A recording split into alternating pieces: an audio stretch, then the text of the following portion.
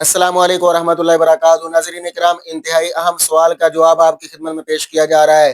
سوال یہ ہے کہ غیر مسلموں کے مذہبی تہواروں پر ہولی، دیوالی یا کرسمس ڈے کے موقع پر ان کو مبارکباد دینا کیسا ہے؟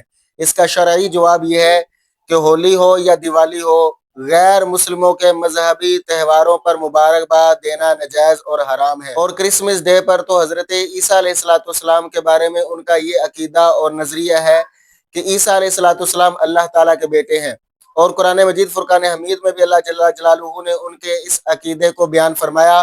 وقالت الیہود عزیر ابن اللہ وقالت النصارى المسیح ابن اللہ۔ یہودیوں نے کہا عزیر علیہ السلام اللہ تعالیٰ کے بیٹے ہیں، اور عیسائیوں نے کہا عیسیٰ علیہ السلام اللہ کے بیٹے ہیں۔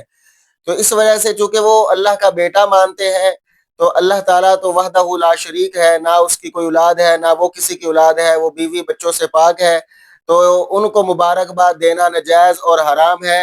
اور غیر مسلموں کے مذہبی تہواروں پر ان کو مبارکباد دینا ان کے عقیدے کی تائید ہے، اور کوئی بھی مسلمان غیر مسلموں کے مذہبی عقیدے کی تائید نہیں کر سکتا۔ اس طرح ان کی تائید کرنے سے انسان اسلام سے بھی خارج ہو سکتا ہے، اس لیے اس سے اجتناب کیا جائے۔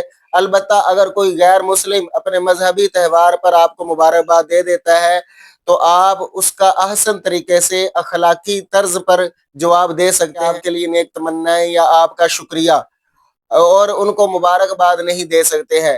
ناظرین، اگر ویڈیو پسند آئی ہو تو ویڈیو کو لائک، کمنٹ، شیئر ضرور کیجیے۔ جزاکم اللہ۔